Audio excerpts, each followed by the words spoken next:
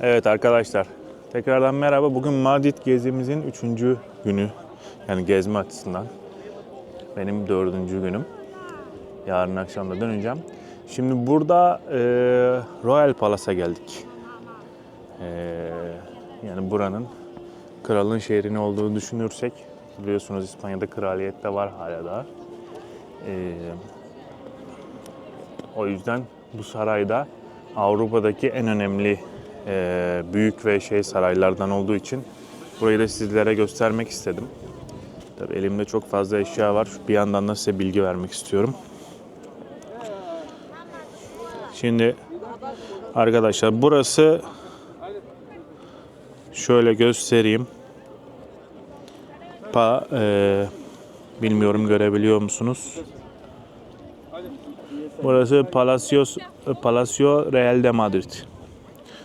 Yani Royal Palace, Kraliyet Sarayı olarak geçiyor. Bakın büyük bir bahçesi de var. Bilmiyorum görebiliyor musunuz? Arkadan güneş de vuruyor. Tamam.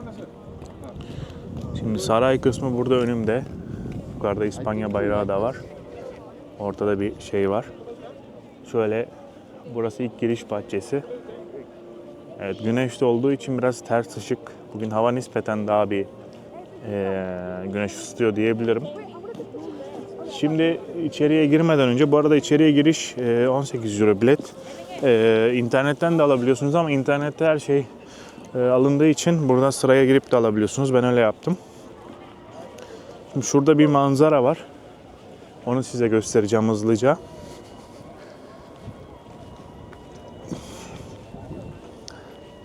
Bu arada bayağı tabii kuyruk vardı. Noel zamanında olduğu için.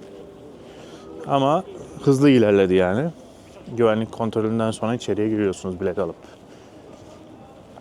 Ayrıca kulaklık alıp hani şeyleri de çekebiliyorsunuz. Kulaklık alıp hani rehberli gibi oluyor. Size anlatıyor farklı dillerde. Evet. Burası da Madrid'in diğer kısmı. O tarafa hiç geçmedim diyebilirim. Şöyle size göstereyim. Biraz yakınlaşayım. Evet.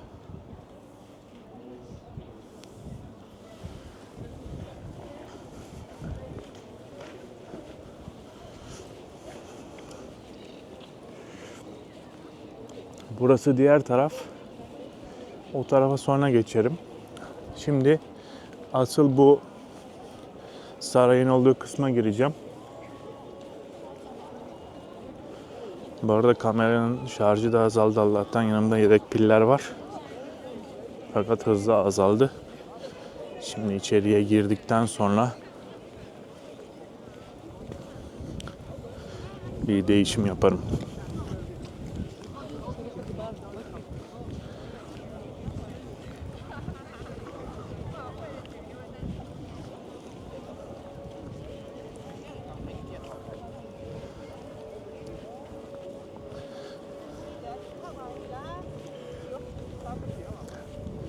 Evet, şöyle daha yakından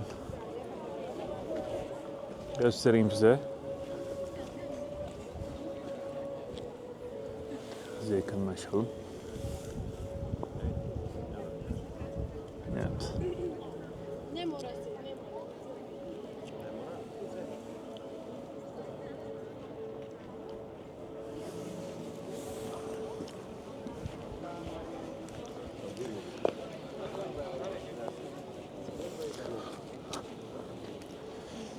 Şimdi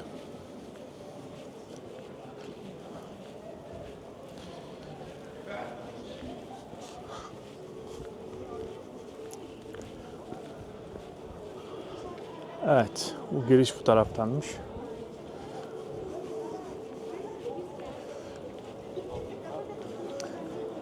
Evet, şimdi kamerayı kapatıyorum. Pili değiştirip tekrardan açacağım yayını size. Evet, bataryayı değiştikten sonra tekrardan kayda girdim. Burası giriş kısmı. Gördüğünüz gibi Palacio Real de Madrid. Patrimonio Nacional. Yani şeymiş bu. Ulusal bir miras. Burayı şöyle göstereyim önce. Işıklandırmışlar, çok güzel.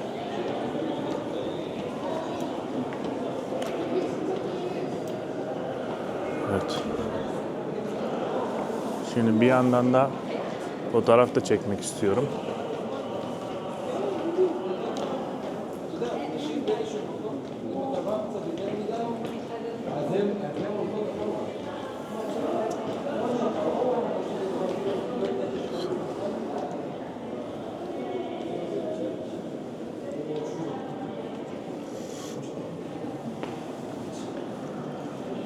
Evet, gerçekten şu tavan işlemeleri falan çok güzel.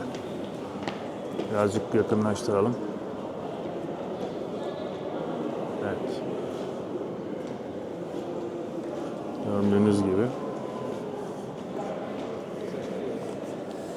Şöyle. Evet. Burada karşıda bizi kraliyet bayrağı galiba o karşılıyor.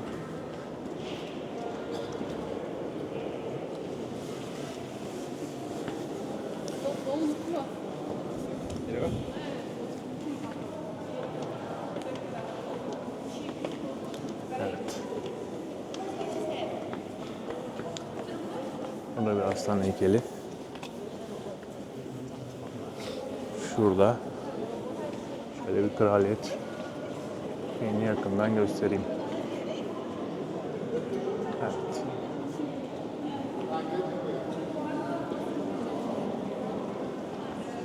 Şöyle.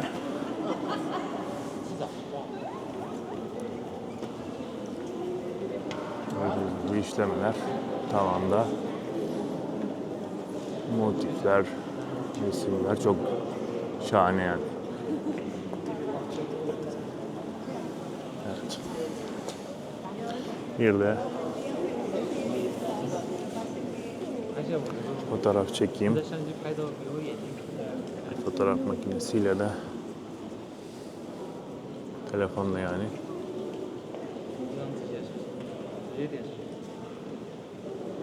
Biraz boynunuz bükülüyor onu söyleyebilirim. Çok çünkü tepede.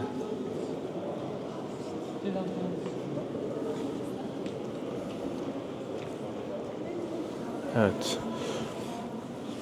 Şimdi devam ediyoruz.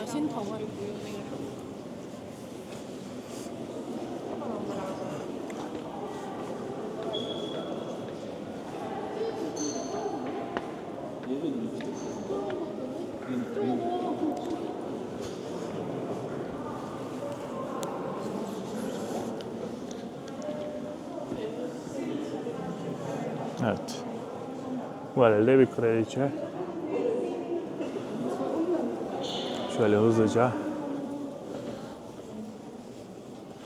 Burada devasa bir ayna var. Pardon.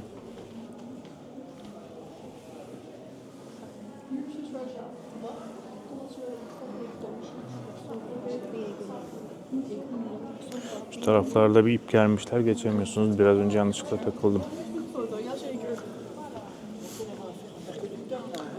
Evet. Parce que je voulais visiter tout. Burası devasa aynalar var. Gerçekten çok devasa. Tavan yavaş yavaş göstereyim. Burası ilk girdiğimiz kısım. Gerçekten tavan falan çok hoş. Yani bir sanat. Bakın bir.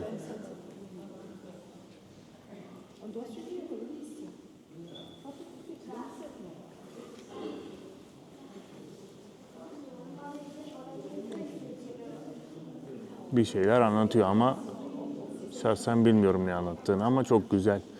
Sanat açısından, mimari açısından çok güzel olduğunu söyleyebilirim. Devasa bir avize var.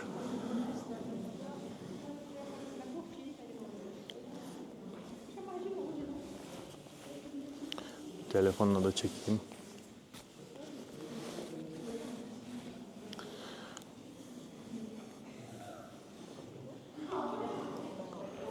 Aynalar. Tepesi.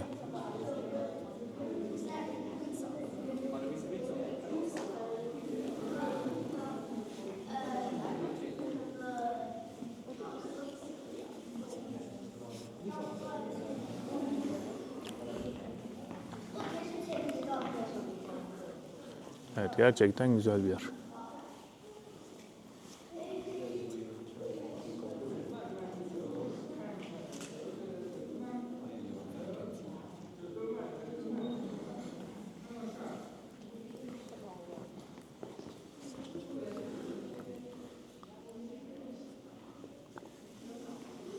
Orada şurayı tam göstermedim. Orayı da bir göstereyim.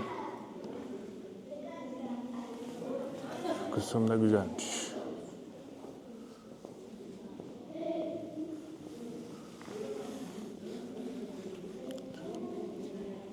Hızlıca ilerliyoruz. Evet, görüyorsunuz. İspanya. Kraliyet şeyini.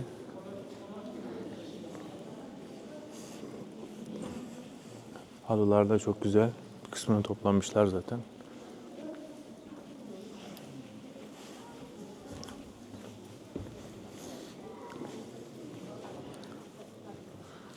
Evet.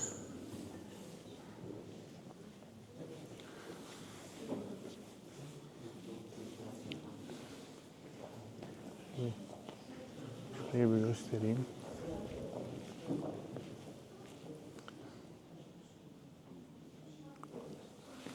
Şimdi yine tavanı göstereceğim sizler için. Yalnız tavana bakarken boynunuz bükülüyor arkadaşlar, onu söylemeliyim. Boyun tutulmasıyla çıkabilirsiniz buradan. Ama gerçekten hak ediyor yani. Gerçekten hoş bir mekan. Hoş bir saray. Devam ediyoruz.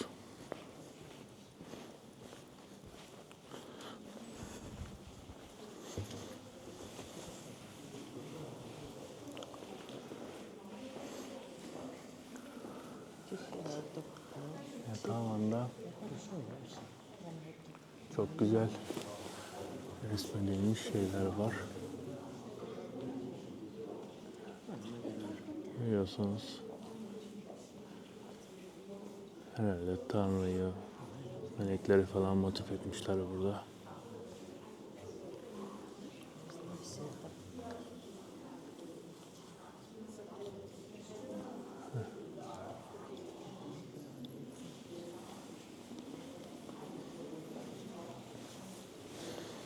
Evet, devam ediyoruz.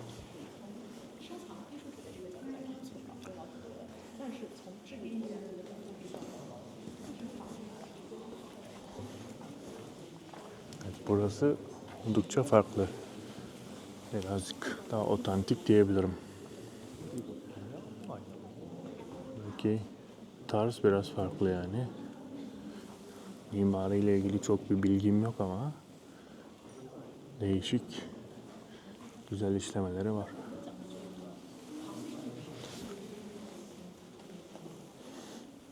Evet. Saat, şömine var burada.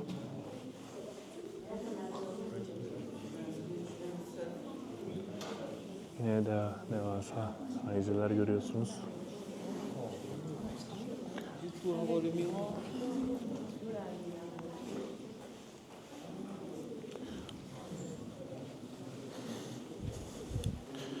yine bir heykel.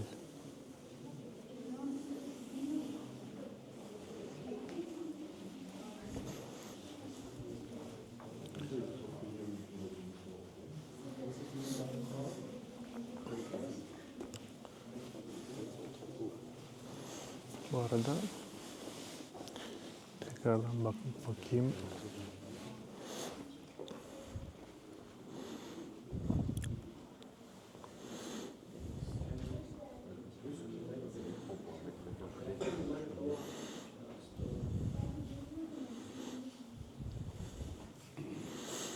Devlet törenleri için inşa edilen, sanat eserleri ve antikalarla dolu oda turları düzenlenen 18. yüzyıl sarayıymış bu.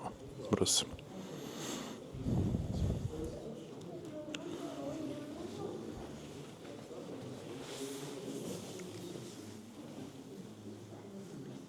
Buranın da tavanını gösteriyorum sizler için. Her yerde farklı işlemeler, gerçekten çok güzel yani. Biraz hızlı geçiyorum odaları. Bakın burası oldukça farklı. Sanki şeffaf bir görüntü yukarıdan güneş ışığı giriyormuş gibi. Oldukça farklı bir işleme. Tarz olarak şey olarak nasıl adlandırılıyor bilmiyorum ama çok hoş gerçekten. Evet. Mobilyaları falan görüyorsunuz. Bahsettiği gibi gerçekten antika. Burası birazcık daha altın rengi kullanılmış.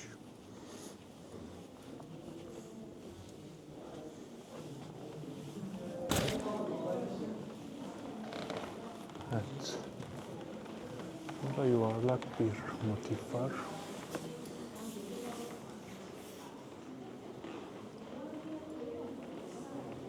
Yine melekler falan.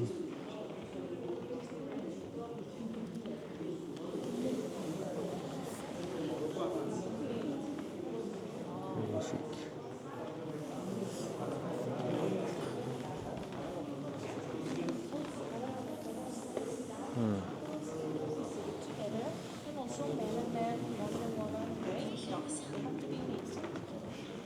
Bakın. Burası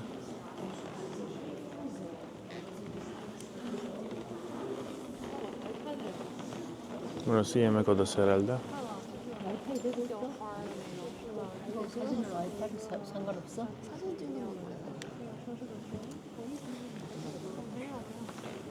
Şöyle göstereyim.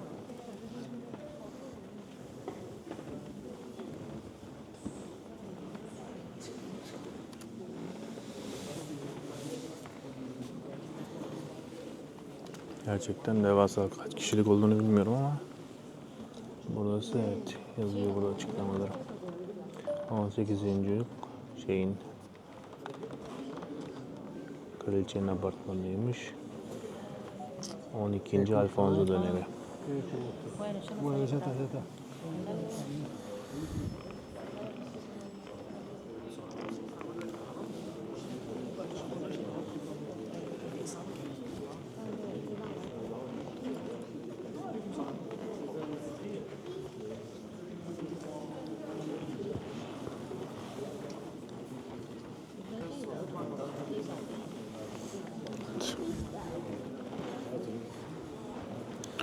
Devam ediyoruz arkadaşlar.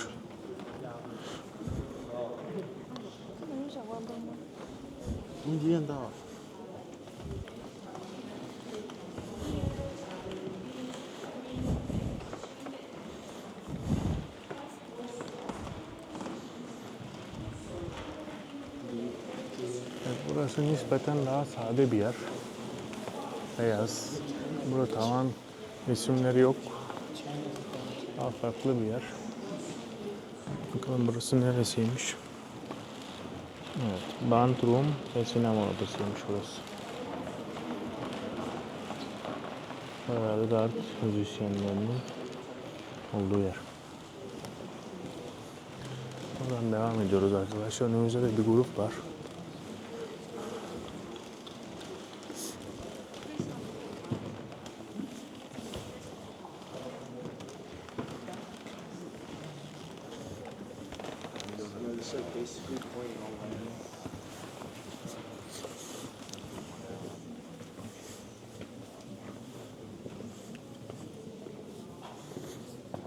Evet. Bu herhalde kralın oturduğu koltuğa benziyor ama değişik. Evet. 19. yüzyıl Fransız gümüş şeyleri. Royal Silver Manufactory 19. yüzyıl. Görüyorsunuz. Gerçekten çok hoş. Tepsi var şurada. Burada da tekrar devam ediyor. Isabel, 2. Isabel ve 12. Alfonso'nun banket table'ı. Bu şekilde. Yine devasa bir tepsi var. Çok güzel işlemeli. Şuradan tur ekibine geçmek için biraz hızlanıyorum. Yine 2. Isabel ve 12. Alfonso'nun.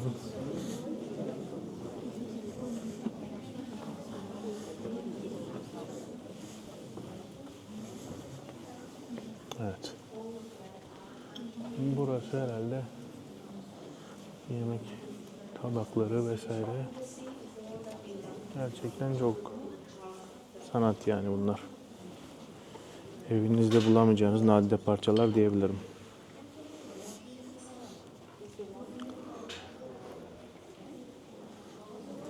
Evet. All of those dining sets are hand painted.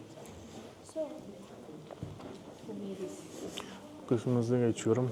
Grubu atlamak için. Evet, burası herhalde koridorları. Çok aydınlık, çok ferah diyebilirim. Evet. Bakalım, burası iç bahçeye bakıyor galiba. Evet. Burası iç bahçeye bakıyor arkadaşlar. Burada dinlenenler, tabii saray büyük olduğu için insanlar dinleniyorlar.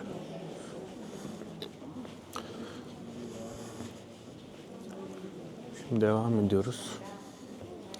Evet. Isabella Cattolica. Katolik Isabel. Kraliçe Isabel herhalde bu. Demin bahsettiği 2. Isabel.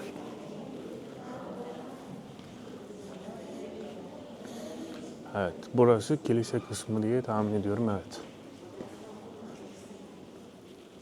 Ama gerçekten çok hoş. Altın işlemeler. Bakın. Burası da yine motifler.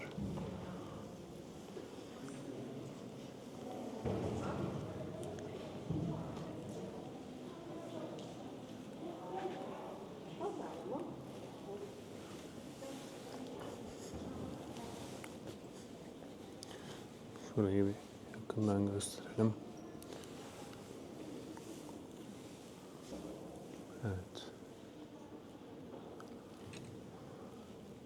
Şurada yine melekler tavanda.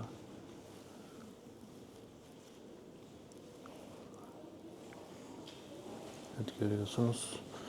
Buradan devam ediyoruz arkadaşlar. Burada vaktimiz de kısıtlı olduğu için bugün saat 3'te kapanıyor. Şu an saat 2. O yüzden hızlı hızlı geçiyorum. Burada değişik kandil mi deniyordu bunlar? Ağaç falan da var. Devam ediyoruz.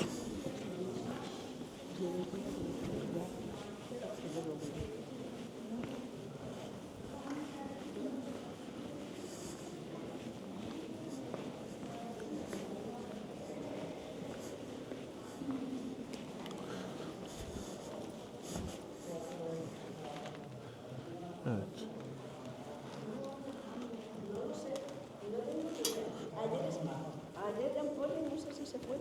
Burada devasa bir cello var. Piyano.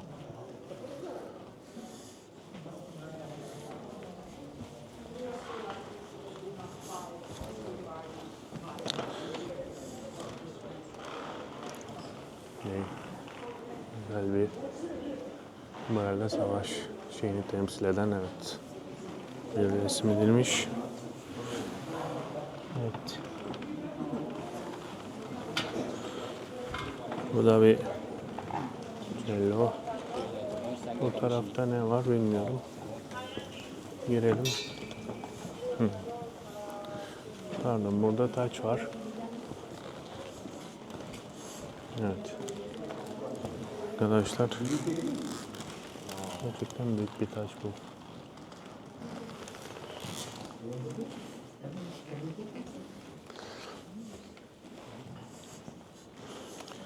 Burada bir koltuk. Bu acaba dini şeyin tacı mı bilmiyorum. Bilenleriniz varsa yorumlarda belirtebilir. Yine devasa bir ayna.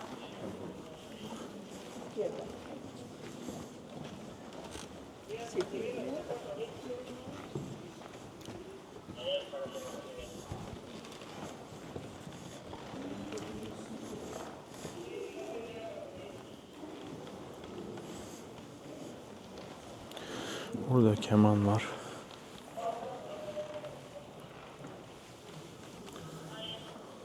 Burada yine tekrar bir keman. Evet, devam ediyoruz arkadaşlar.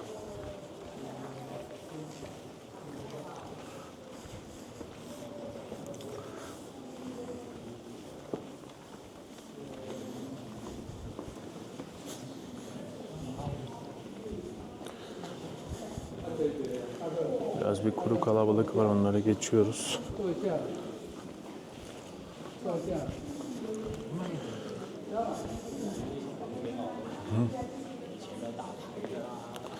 Evet, bu kısım bilardo odası mı burası? Evet. O zamanların bilardo olması biraz beni şaşırttı diyebilirim.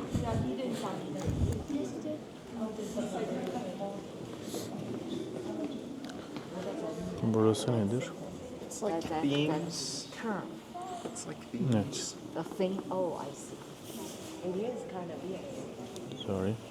But I don't get it. Why Sigara odası burası. Sigara odası bile gayet sanatsal bir yer yani.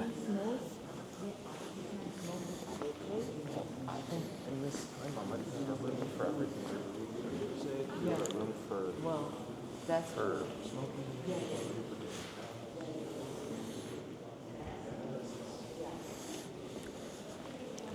Tekrardan devam ediyoruz.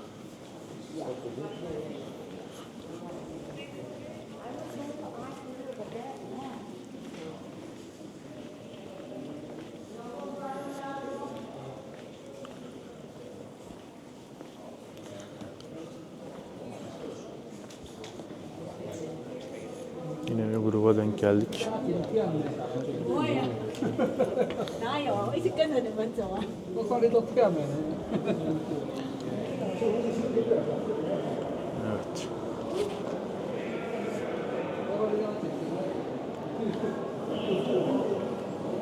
Buradan aşağıya doğru iniyoruz. Sanki bitti gibi ama her kısmını gezmedik gibi hissettim.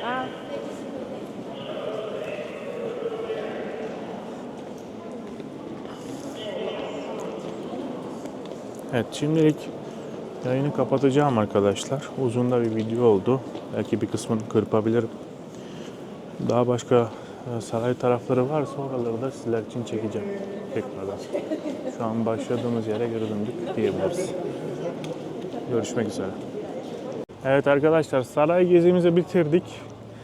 Şurada aslında bir koleksiyon tarafı vardı ama ileride orayı da kapatmışlar. Bugün erken kapanıyor. Şu kısmı size bir yakından gösterebilirim, bu binayı. Buraya da giriliyordur büyük ihtimalle tabii. İkide tüm girişler kapatıldı. Ondan sonracıma hani bitirmek için video açmak istedim. Şimdi şu binayı yakından göstereyim. Burası evet koleksiyon, galeri koleksiyonuymuş. Koleksiyonlar galerisi. Sarayı şöyle ön taraftan da göstermiş olayım.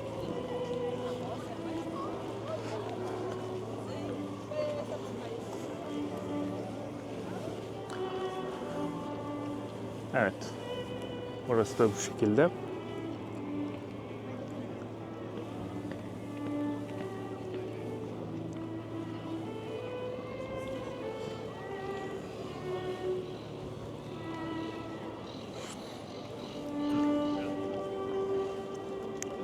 Evet arkadaşlar, saray videomuzu burada sonlandırıyoruz. Şimdiki durağımız, bir sonraki durağımız şeye gideceğiz. Real Madrid'in stadı Santiago Bernabéu'ya gideceğiz. Bakın burada matador kıyafetleri falan var. Oradan da yeni bir yayın açarız diye düşünüyorum. Görüşmek üzere. Evet arkadaşlar, tekrardan merhaba. Bernabéu stadına geldik. Santiago Bernabéu stadına. Fakat Noel öncesi olması dolayısıyla erken kapanmış. 2'de kapanmış. O yüzden stat turu yapacaktım. Hem müzesi hem stat. Ona yetişemedik. Yarın da kapalıymış. Biz yarın dönüyoruz. O yüzden sizler için başka yapayım. Şöyle bir etraflıca çekelim. Yavaş yavaş. Bu stat bu arada yenilendi biliyorsunuz. Ben size Santiago Bernabéu ile ilgili bir bilgi vereyim. Kendim de ezberden konuşmayayım. Evet. Santiago Bernabéu Yeste'den alıyormuş. Kulübün efsanevi başkanı ve vizyoneri. İlk olarak 1947 yılında açılıyor. Daha sonra yenilenmelerle birlikte 85.000 seyirci kapasitesine sahip. Real Madrid'in burada maçlarını oynadığını zaten biliyorsunuz. Bu stat yenilendi. Kaç yılında yenilendiğini tam hatırlamıyorum. Onu da size şey yapmayayım şimdi. Şu an 85.454'müş kapasitesi. Ama yeni zamanda yenilendi diye hatırlıyorum, yani birkaç sene önce.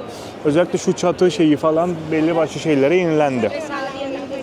Şimdi biz sizlere sahanın içine giremeyeceğiz ama burada Starbucks Reserve var arkadaşlar.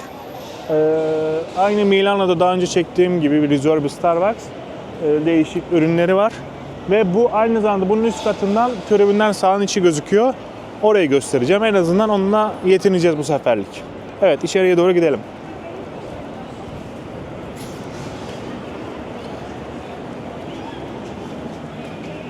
Evet, private event diyor.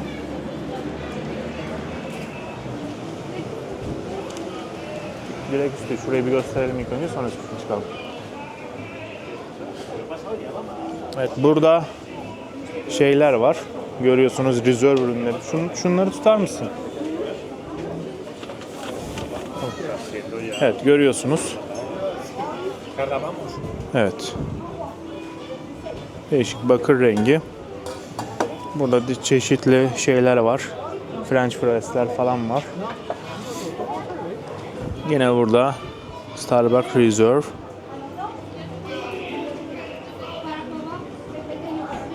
Dünyada sayılı diye biliyorum. Bunu daha önce söylemiştim. Bunlarda fiyatlar yazmıyor nedense arkadaşlar. Sürpriz olacak galiba. Bakır ürünler yine burada da var. Burada evet, burada fiyatlar yazıyor. 20.90. Burada markalar var şu şekilde geniş. Bunlar klasik Starbucks ürünleri. Bu diğer Starbucks'larda da var. Bunları biliyorsunuz zaten. Tamam. İçerisi de şu şekilde. Bana sıcak Amerikan alır mısın? Ben yukarıya çıkıyorum. Tamam. Orta boy olsun. Evet, bu şekilde şöyle menüyü de gösterelim. Evet, şu an şeyler geliştiği için şu şekilde. Evet. Buradan tabii Milano'daki gibi bir tasarım yok. Burada aşağıda kahveler var. Brezilya, Endonezya. Reserve bardakları yine. Evet, şimdi direkt yukarıya çıkıyoruz.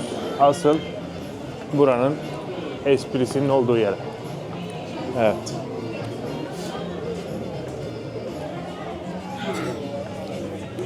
Evet arkadaşlar.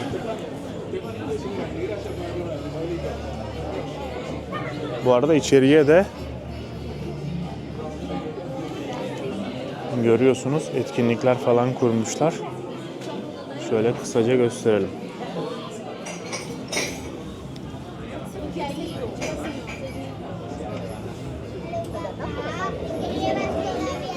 Evet.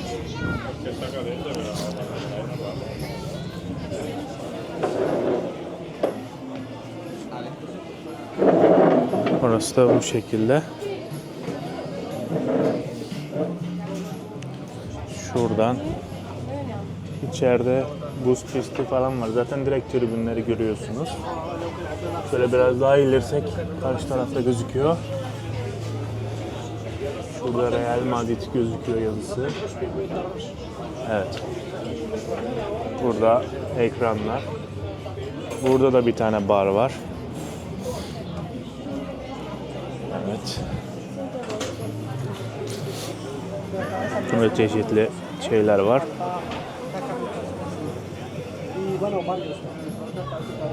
Evet.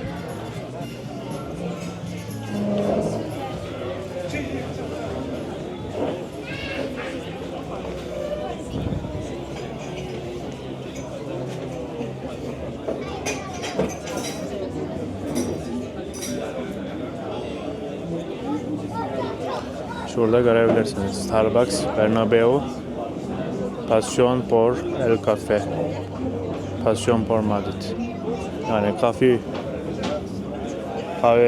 tutkusu ve kahve Madrid tutkusu. Burayı gerçekten çok güzel yapmışlar. Evet. Şimdi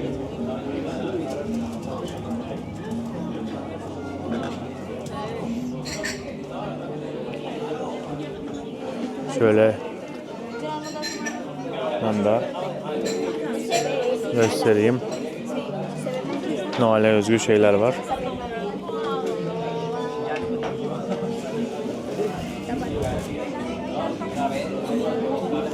Evet, gönül isterdi ki müzeye şeye de girelim. Fakat müze kısmına yetişemedik maalesef. Ama bu kısımla maalesef idare edeceğiz bu seferlik. İnşallah bir dahaki sefere bu stadı daha güzel görürüz. Evet arkadaşlar, şuradan ürünleri tekrar bir göstereyim sizlere.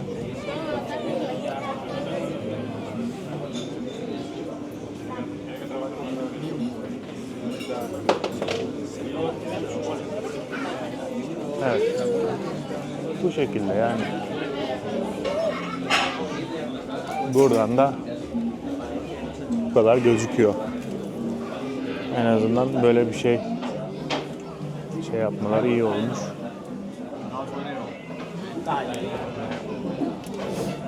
Maç zamanları herhalde kapalıdır diye düşünüyorum. Çünkü buradan maçın da bir kısmını seyredebiliyorsunuz. Tam olarak seyredemeseniz de. Evet, şuradan aşağıdan da şöyle gösterelim. Evet, şimdilik buradan yayınımız bu kadar. İçerisi de güzel tasarlanmış. Daha farklı bir şey bulursam sizlere tekrardan yayın açabilirim. Evet arkadaşlar. Görüşmek üzere. Kendinize iyi bakın. Santiago Bernabéu stadından, Starbucks Resort'dan selamlar.